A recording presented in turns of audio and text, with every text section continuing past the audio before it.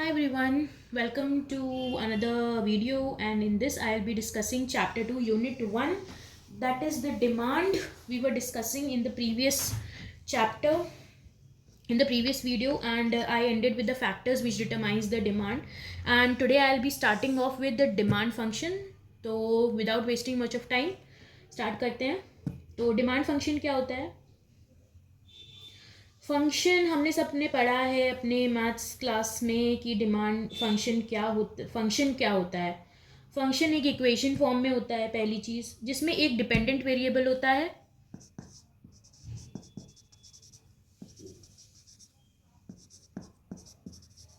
और एक independent variable होता है. ठीक है, ये पता है आपको. ठीक, तो the relationship between the demand of the product, that is the dependent variable. जो डिमांड है वो डिपेंडेंट वेरिएबल है, वो किसी चीज़ पे डिपेंड होता है. एंड इट्स डिटर्मिनेंट्स, जो डिटरमाइन करते हैं डिमांड को, determinants that are independent variable.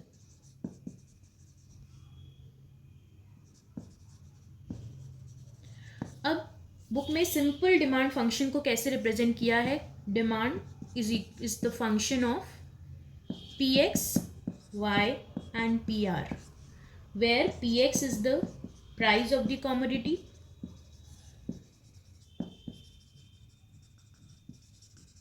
okay, y is the money income of the consumer,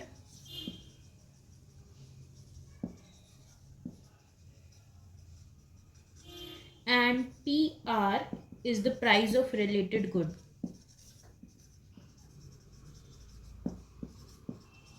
So this is the basic function which is given of demand. ठीक है, इसमें demand function does not indicate the exact quantitative relationship between Q X, P X, M, P are.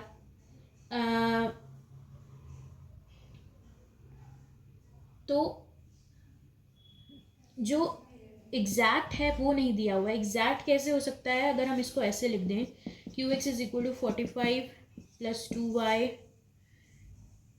Plus 1 P R minus 2p, ऐसे कुछ exact अगर हम determine कर दें, ठीक है. लेकिन हम इसमें चीज़ों को सिंपल रखेंगे और इसमें जो हम जब पढ़ेंगे वो हम डिमांड को कंसिडर करेंगे as a function of price only, और बाकी सब चीज़ें कांस्टेंट रहेंगी.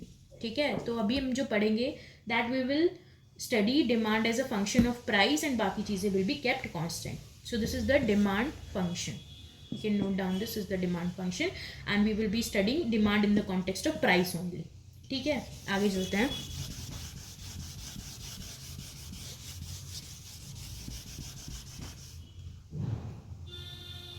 Law of demand.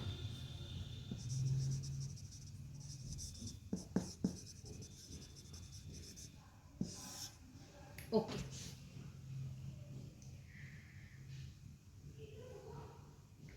तो लॉ ऑफ डिमांड का जो बेसिकली आइडिया है वो तो सबको ही होता है. ठीक है, लॉ ऑफ डिमांड क्या होता है? Law of demand basically states the nature of relationship between the quantity and the price. इनका बीच का जो रिलेशन है वो लॉ ऑफ डिमांड बताता है. तो अल्फ्रेड मार्शल ने लॉ को कैसे डिफाइन किया? The greater the amount to be sold, the greater the amount to be sold, the smaller must be the price at which it is offered in order that it may find purchasers, or in other words the amount demanded increases with the fall in price and diminishes with the rise in price. So basically law of demand क्या बोलता है? There is an inverse relation between quantity and price. ये बताता है law of demand. Law of demand states that other things being equal, अगर बाकी सब चीज़ों को इक्वल रख दिया जाए, बाकी सब चीज़ों को एक जगह समझ लिया जाए वो है ही नहीं या वो इक्वल है, तो जैसे प्राइस इंक्रीज होगा वैसे क्वांटिटी डिमांडेड कम होगी. This is basically what the law of demand tells. Basic इसमें अजम्पशन क्या होता है, जो अजम्पशन लिया जाता है इसमें लॉ में, वी ऑल नो थ्योरीज और लॉ में अजम्पशंस होते हैं जिनके बेसिस पे वो डिराइव करी जाती हैं. तो अजम्पशन है अदर फैक्टर्स, जो कि हमने इतने सारे बात करे थे पिछले वीडियो में, इज कांस्टेंट. बाकी फैक्टर्स कांस्टेंट है. ठीक है, ये हो गया लॉ ऑफ डिमांड. सिंपल, ज़्यादा कुछ नहीं है इसमें, सबको पता है. कम प्राइस है तो ज़्यादा हम डिमांड करेंगे. ठीक है, अगला आ जाते हैं डिमांड स्केड्यूल पे. Demand schedule. What is a demand schedule? Demand schedule is a table showing different quantities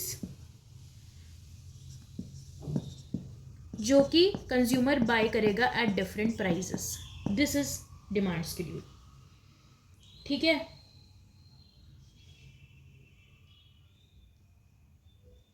एक डिमांड स्केड्यूल एग्जाम्पल के लिए मैं बना देती हूँ.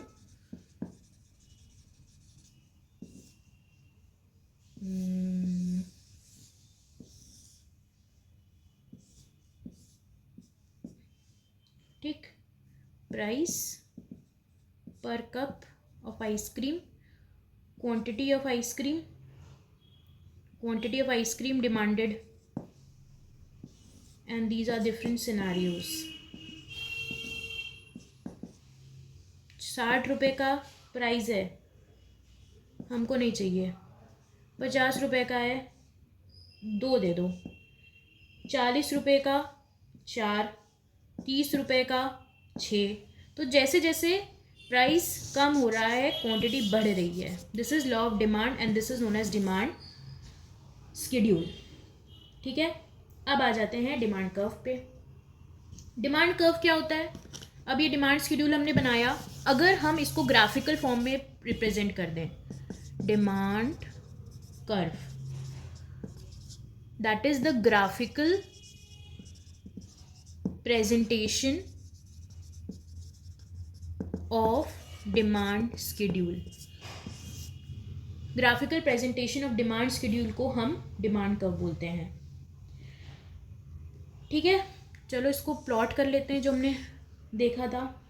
अगर हम क्वांटिटीज़ एक्स एक्सिस पे लेते हैं, क्वांटिटीज़ 1, 2, 3, 4, 5, 6, और वाई एक्सिस पे प्राइस ले लेते हैं 10, 20, 30, 40, 50, 60. ठीक है, अब इसको प्लॉट करते हैं. 0 क्वांटिटी, प्राइस इज 60. ठीक है, 0 quantity, this is quantity and this is price. ठीक है, ओके. तो at 60 rupees we have price quantity 0, तो ये पॉइंट ए हो गया. ठीक, at 50 we have 2 quantities, so this point B हो गया. at 40 we have 4 point C हो गया. सॉरी, ये A यहाँ पे होगा. at 0 we have this is A.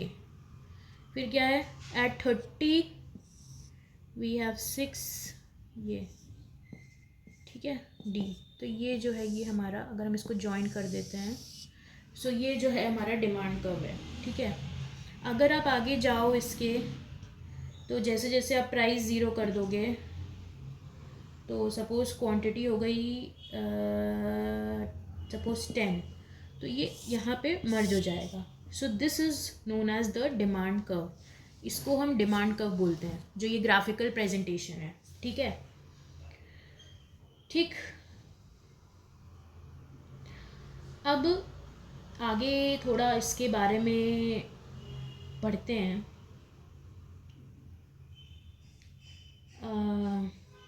ये जो डाउनवर्ड स्लोप कर रहा है ना, ये दिखाता है इन्वर्स रिलेशन, उल्टा रिलेशन है, एक चीज़ बढ़ रहा है दूसरा कम हो रहा है, ठीक है। This is price demand relationship. दूसरा आ जाते हैं इसके स्लोप पे। ये मैथ्स में हमने पढ़े होंगे, लीनियर इक्वेशंस, उसमें सब हमने पढ़ा है ये। Slope of demand curve. Slope of demand curve क्या होता है? Delta P upon delta Q, ठीक है। What is delta P? Change in vertical axis divided by change in horizontal axis. Change in vertical axis divided by change in horizontal axis, और ये negative होता है, ठीक है। नेगेटिव मतलब slope negative है, ठीक। अब ये डिमांड कर्व इसमें लीनियर है, स्ट्रेट लाइन, लेकिन हो सकता है कर्वी लीनियर हो,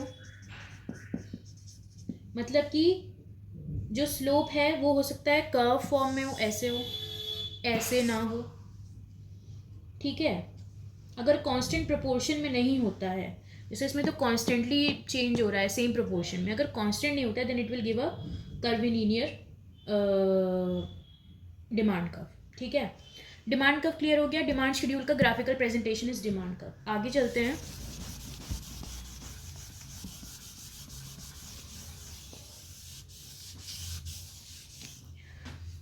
मार्केट डिमांड शेड्यूल, ठीक।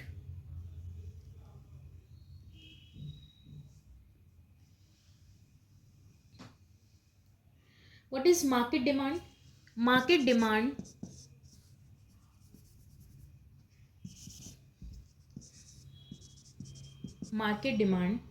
of a commodity gives the alternate amounts of commodity demanded at various price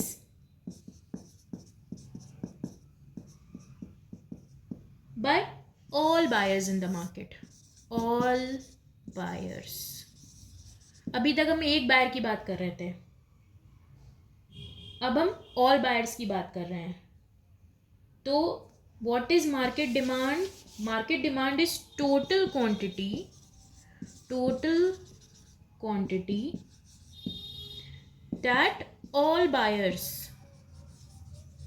are willing to buy per unit of time at a given price, other things remaining constant, at given price, एक ये चीज, then per unit of time दूसरी important चीज, and तीसरी important चीज other things remaining constant, okay, ठीक है। Market demand हो गया। अब मार्केट डिमांड शेड्यूल बनाते हैं।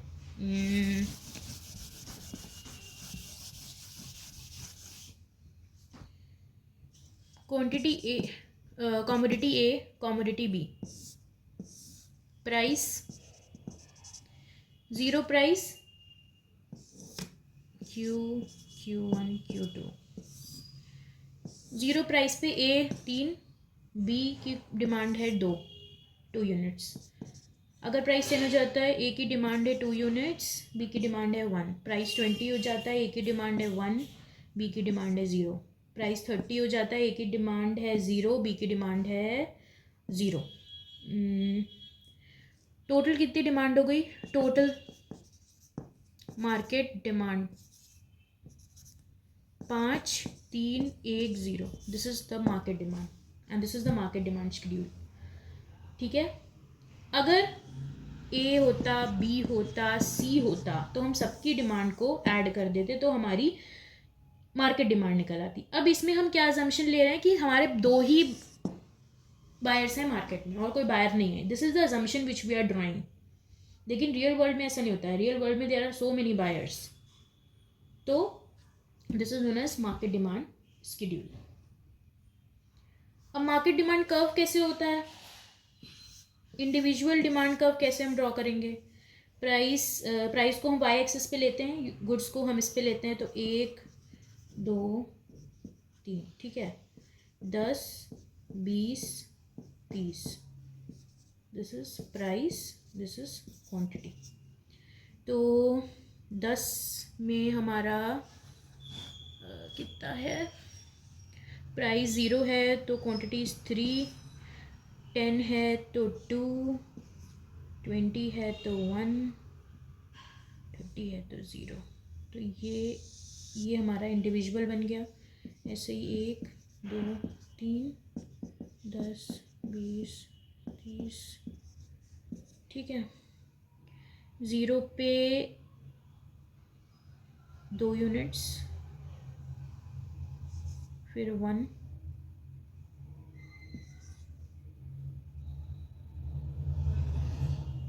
फिर 20 पे 0,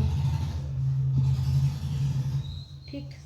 अब मार्केट डिमांड कर्व कैसे बनेगा, 1 2, कहाँ बनाऊँ, यहाँ बनाते हैं.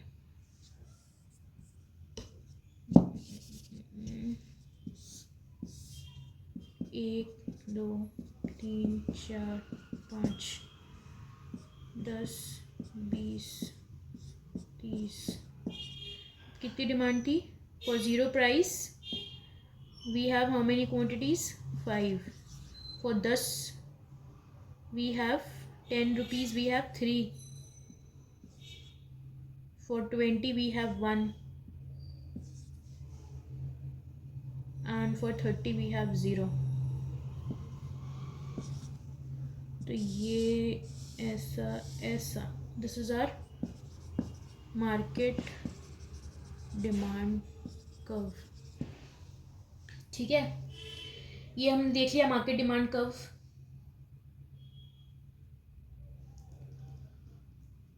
अब आगे चलते हैं.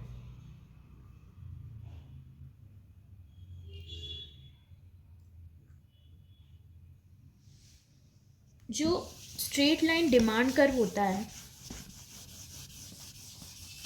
उसको एज अ डिमांड फंक्शन हम कैसे बोल सकते हैं. Quantity is a function of price, अभी हमने पढ़ा था. अदर हमने सिर्फ प्राइस कंसिडर करेंगे for the sake of simplicity. This can be written as a minus bp, okay, where a is the vertical intercept and b is the slope, okay. Vertical intercept क्या होता है, अगर एक axis 0 है, x axis 0 है, तो अगर यहाँ पे वैल्यू आता है, this is known as vertical intercept, ठीक है. तो सपोज डिमांड फंक्शन है 100 minus 2p, 100 minus 2p. तो price is equal to a upon b minus q by b is to p is equal to 50 minus q by 2.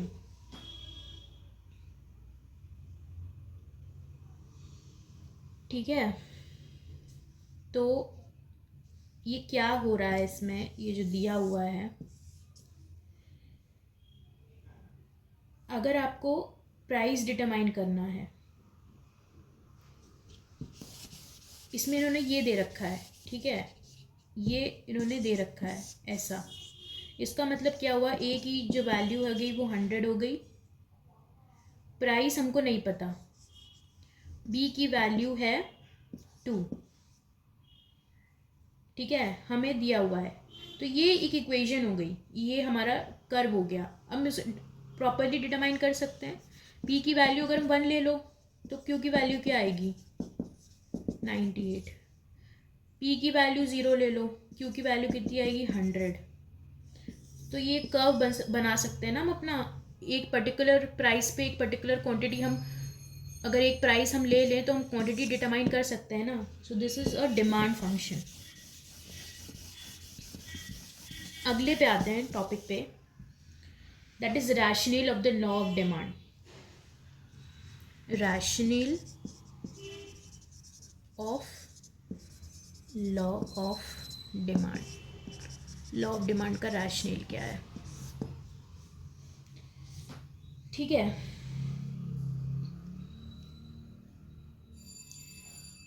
इसमें आ जाते हैं. Rational में जो पहला रैशनल है that is the price effect of fall in price.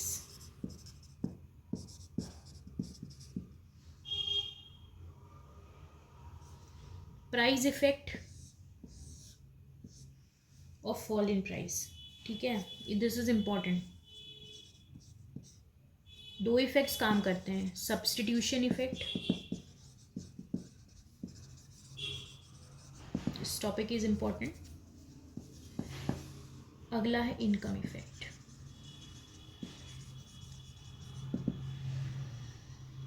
ठीक है,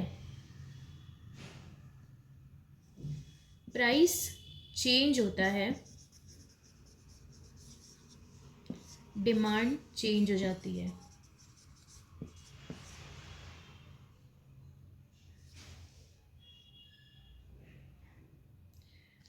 कम price वाली चीज़ें लोग सब्स्टिट्यूट करते हैं महंगी चीज़ों से. दिस इज़ नोन एज, ये जो रिलेशन है, जब प्राइस चेंज होता है क्वांटिटी चेंज होती है, this is known as substitution effect. Cheaper goods महंगे गुड्स को रिप्लेस कर देते हैं. ठीक है, substitution effect will be stronger जब गुड्स के क्लोज सब्स्टिट्यूट होंगे.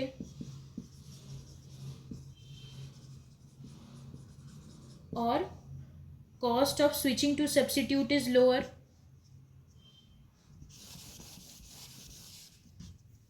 Cost of switching to substitute is lower.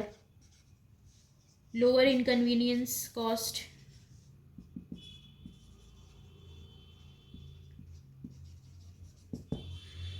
ठीक है, तो ये होता है हमारा सब्स्टिट्यूशन इफेक्ट जो कि प्राइस से रिलेटेड होता है. अगला आते हैं इनकम इफेक्ट से. Income effect, the increase of in demand on account of increase in the real income is known as income effect. When the price of the commodity falls, the consumer can buy the same quantity of the commodity with lesser money, or he can buy more of the same quantity with the same amount of money. तो price इसमें determine नहीं करता, इसमें income determine करती है. Same price पे quantity बढ़ जाएगी. ठीक है,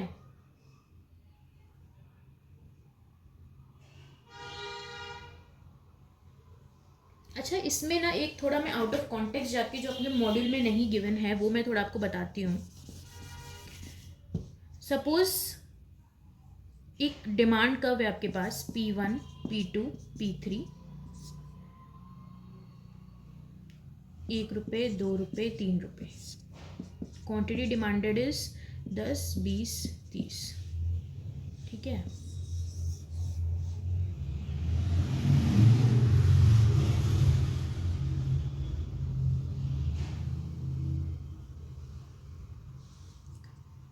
इनकम इज कांस्टेंट. इनकम बढ़ गई, इनकम हैज़ इंक्रीज्ड. पहले 10 रुपये इनकम थी, अब 20 रुपये हो गई. P1, P2, P3 सेम है, डिमांड बढ़ जाएगी. 20, 30, 40. अगर हम इसका डिमांड कर्व ड्रॉ करते हैं, ये हो गया हमारा प्राइस, ये हमारा क्वांटिटी. ठीक है, 1, 2, 3, 10, 20, 30. ठीक, तो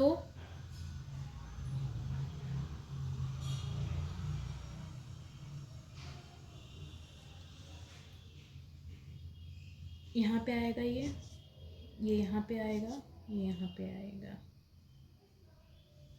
ओह सॉरी, ये मैंने उल्टा ड्रॉ कर दिया। Quantities on the X axis, 10, 20, 30, price 10, एक मिनट, एक्स एक्सिस पे we take quantity and price we take on the, sorry उल्टा होगा, ये कम प्राइस पे ज़्यादा होगा ना, सेम प्राइस 40, 50, 60, 40, 30, 20।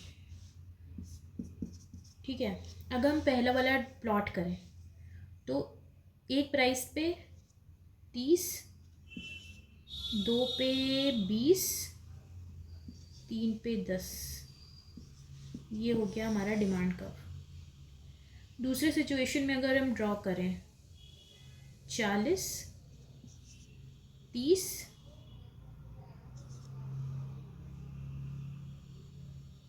और 20, ये हो गया दूसरा डिमांड कर्व। तो जो सब्स्टिट्यूशन इफेक्ट होता है ना, उसमें जो मूवमेंट होता है that is along the demand curve पे मूवमेंट होता है, लेकिन जो इनकम इफेक्ट होता है ना, उसमें शिफ्ट होता है डिमांड कर्व पे। This is the major difference between the two effects. एक में शिफ्टिंग होती है, एक में movement along the demand curve होता है। ठीक है, this I am telling you something out of context, हो सकता है आगे आए हमारे में, but for now I am telling you. ये हो गया हमारा rational of law of demand का पहला पॉइंट। फिर आ जाता है utility maximising behaviour of consumer. Utility maximising behaviour, ये सब हम डेली प्रैक्टिस करते हैं, बट दिस इज मोर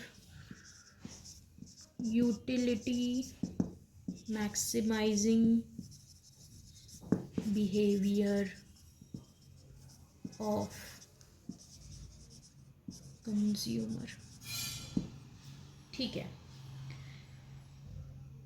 अब इसमें हम एक वर्ड इंट्रोड्यूस करते हैं, इक्विलिब्रियम। ठीक है, मतलब एक ऐसा पॉइंट जिसमें कंज्यूमर को मैक्सिमम सेटिस्फैक्शन होता है।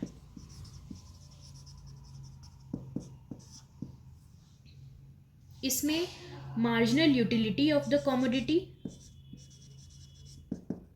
और प्राइस इक्वल हो जाते हैं।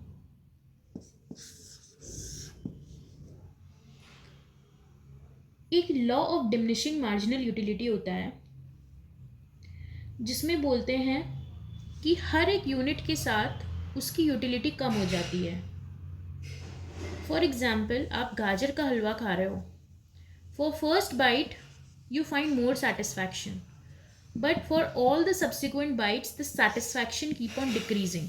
तो ये बोलता है जैसे जैसे क्वांटिटी बढ़ती है यूटिलिटी कम हो जाती है उसकी। This is known as the law of diminishing marginal utility. Law of diminishing marginal utility. ठीक है, a rational consumer will not pay more for less satisfaction. तो कहने का मतलब है कि जैसे जैसे उसका क्वांटिटी कंज्यूम करने, जैसे जैसे वो ज़्यादा कंज्यूम करेगा वो कम प्राइस पे करने के उसमें होगा। मतलब पहले क्वांटिटी के लिए हो सकता है वो ज़्यादा प्राइस पे कर दे क्योंकि उसको सेटिस्फैक्शन ज़्यादा मिल रहा है, लेकिन वो सब्सिक्वेंट क्वांटिटी के लिए उतना प्राइस पे नहीं करेगा। So this is the utility maximising behaviour of consumer, that is the rational for the law of demand. कि ज़्यादा प्राइस पे, ज़्यादा क्वांटिटी पे जो प्राइस है वो कम रखना पड़ता है। ठीक है, अगला आ जाते हैं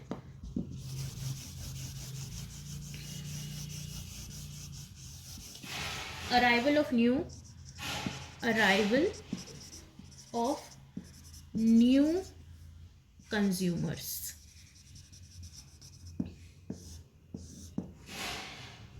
When the price of the commodity falls, more consumers start buying it. Because जो पहले अफोर्ड नहीं कर सकते थे वो अब अफोर्ड कर सकते हैं.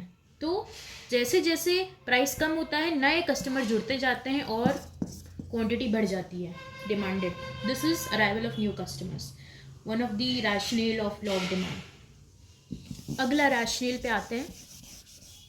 रैशनल मतलब पता है क्या होता है? रैशनल इज कि लॉ ऑफ डिमांड का जो रीजनिंग है वो क्या है, उसका मेन वो कैसे आया कि उसने कह दिया कि ऐसा होता है तो ऐसा क्यों होता है. That is the reasoning for that. Different uses. अब कमोडिटीज़ के मल्टीपल यूजेस होते हैं. अब प्राइस जब हाई होता है तो लिमिटेड यूजेस होते हैं, लिमिटेड यूज. लेकिन अगर प्राइस कम हो जाता है ना तो उसको मल्टीपल यूजेस में डाल दिया जाता है. ये आप अग्री करते होगे. इलेक्ट्रिसिटी महंगी होगी तो कुछ चीज़ों में काम करेंगे, सस्ती हो गई तो भाई इसमें भी यूज़ कर लो उसमें भी यूज़ कर लो. पहले चाय अगर चाय हम गैस पे बनाते थे, अब इंडक्शन आ गया. ठीक. इलेक्ट्रिसिटी का दाम बढ़ गया तो हम इंडक्शन नहीं यूज़ करेंगे, अगर कम हो गया तो हम इसको यूज़ कर लेंगे. तो ये चीज़ें जो होती हैं ना, that one of the rational for the law of demand. अब ये रैशनल वाला पॉइंट तो ख़त्म हो गया. अब लास्ट टॉपिक आज की वीडियो का करते हैं, इसके बाद अगली वीडियो में हम बाकी चीज़ें डिस्कस करेंगे. Exceptions of law of demand.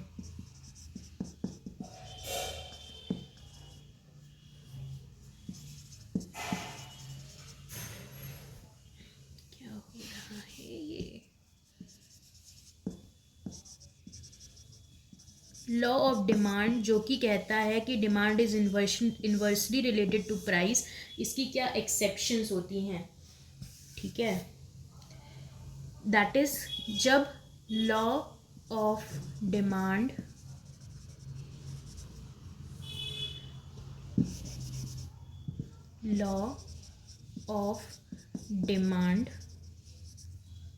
does not hold good. पहला,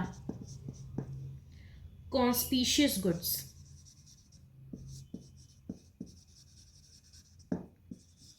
कॉन्स्पिशियस गुड्स क्या होते हैं? आर्टिकल्स ऑफ प्रेस्टीज वैल्यू और we can say snob appeal.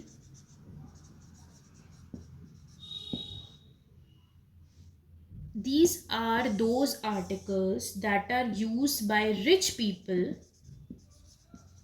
as a status symbol.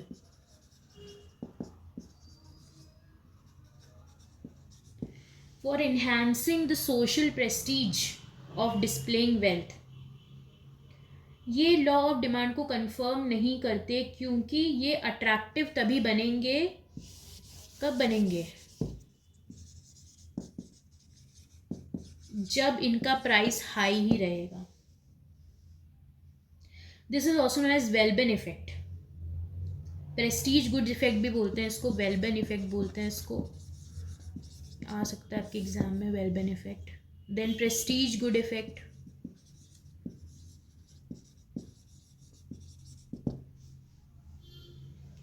Price कम होगा तो उसको कम खरीदा जाएगा, प्राइस बढ़ेगा तो उसको ज़्यादा खरीदा जाएगा. दिस इज नोन एज वेलबेन इफेक्ट. और ये लॉ ऑफ डिमांड को डिफाई करता है. डिमांड काम नहीं करते लॉ ऑफ डिमांड. अगला आ जाते हैं गिफन गुड्स पे. Giffen goods. ठीक. गिफन गुड्स क्या होते हैं?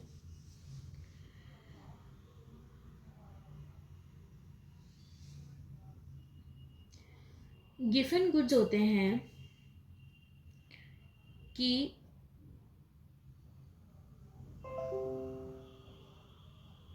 अगर प्राइस हायर हो गया पहले से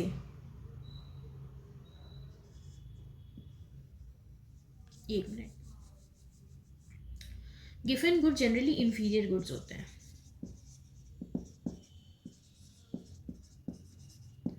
जो कि सब्सटैंशियल पार्ट होते हैं एक कंज्यूमर के बजट का, जैसे बाजरा, low quality rice, wheat etcetera. इनके कोई भी क्लोज सब्स्टिट्यूट्स नहीं होते हैं और ये सब्सटैंशियल बजट में आते हैं।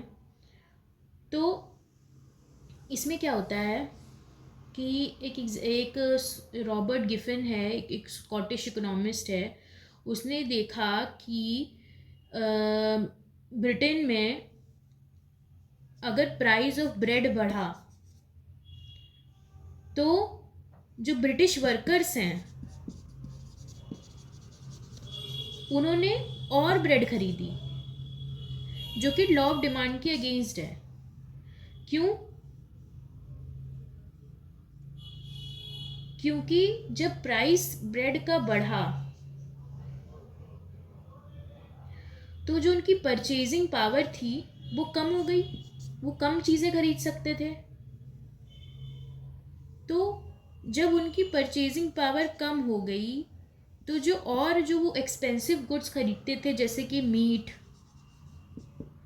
अदर एक्सपेंसिव गुड्स, उनकी जो कंजम्पशन थी उनको कट डाउन करनी पड़ गई। ठीक है, तो इवन जो ब्रेड का प्राइस था वो हायर था, still it was the cheapest food article that the people consume and hence the price went up. ठीक है, तो this is the rational behind given goods. जैसे जैसे इनका प्राइस बढ़ता है वैसे वैसे इनकी डिमांड बढ़ती है। This is linked to the purchasing power. अगला आ जाते हैं conspicuous necessities. This is third, conspicuous necessities.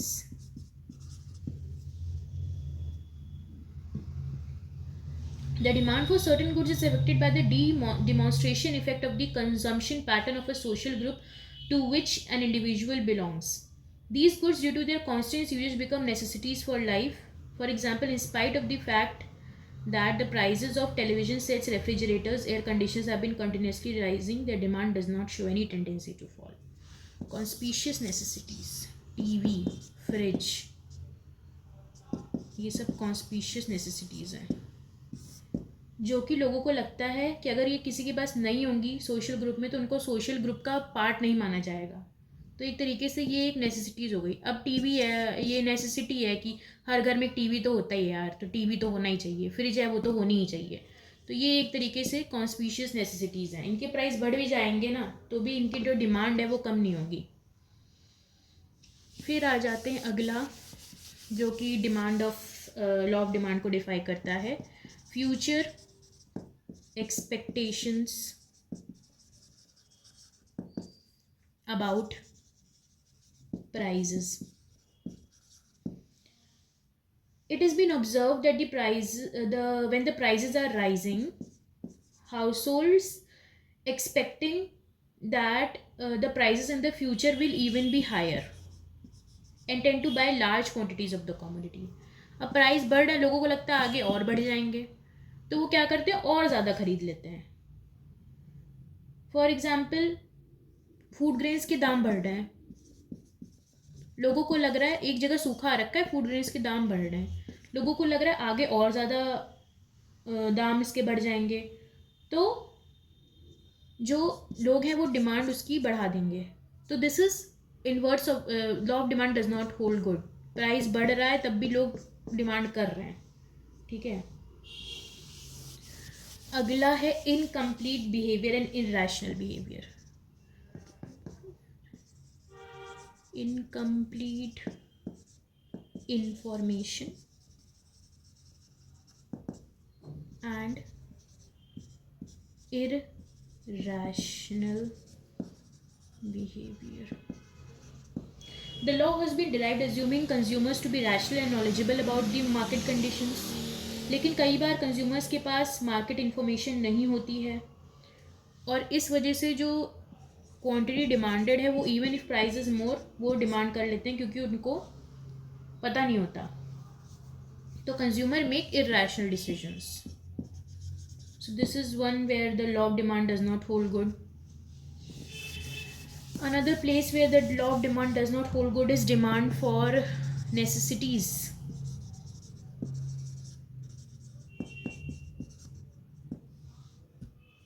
कितनी भी प्राइस बढ़ जाए, मिनिमम चाहिए तो चाहिए, मिनिमम क्वांटिटी जो भी चाहिए. सॉल्ट है, नेसेसिटी है, कितना भी प्राइस बढ़ जाए डिमांड उतनी रहेगी, मिनिमम डिमांड. अगला आ जाते हैं स्पेक्यूलेटिव गुड्स.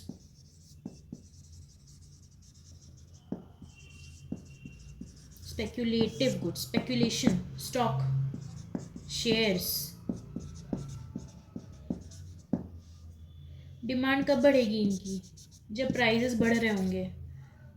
रिलायंस आज इतने का है, रिलायंस पावर 22 रुपये का है, प्राइस उसका बढ़ रहा है, 24 हो गया, लोगों को लग रहा आगे और बढ़ेगा तो लोगों ने और ख़रीद लिया, तो demand is increasing and vice versa. तो ये है कुछ केसेस जहाँ पे law of demand does not hold good, law of demand hold good नहीं करता. तो अगली वीडियो में I will be discussing about expansion and contraction of demand and other further topics of this unit. Till then, thank you so much for being connected and see you in the next video. Thank you so much.